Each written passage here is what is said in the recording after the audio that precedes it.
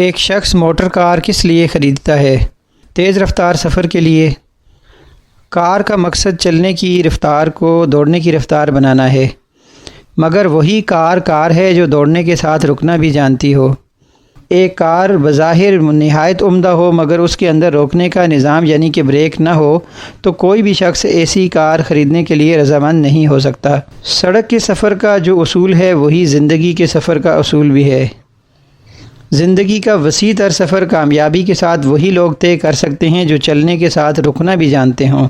جو لوگ صرف چلنے اور اقدام کرنے کی اصطلاحوں میں سوچنا جانیں، رکنے اور ٹھہرنے کا لفظ جن کی لغت میں موجود نہ ہو، وہ گویا ایسی موٹر کار کی مانند ہیں جس کے اندر بریک نہیں، اور جس کار کے اندر بریک کا نظام نہ ہو وہ ہمیشہ کھڈ میں جا کر گرتی ہے۔ ایسی کار کے لیے منظر پر پہنچنا مقدر نہیں۔ اگر آپ کا یہ مزاج ہو کہ کوئی شخص آپ کے خلاف بول دے تو آپ اس سے لڑ جائیں، کوئی شخص آپ کی امیدوں پر پورا نہ اتر رہا ہو تو آپ اس کو اپنا حریف سمجھ کر اس سے مقابلہ آرائی شروع کر دیں، تو گویا آپ بغیر بریک کی کار ہیں۔ آپ کا حال یہ ہے کہ جہاں چپ رہنا چاہیے وہاں بولتے ہیں، جہاں اپنے قدموں کو روک لینا چاہیے وہاں آپ تیز رفتاری کے ساتھ چلنا شروع کر دیتے ہیں۔ ایسے آدمی کا انجام اس دنیا میں صرف بربادی ہے اور اس کے سوا کچھ نہیں۔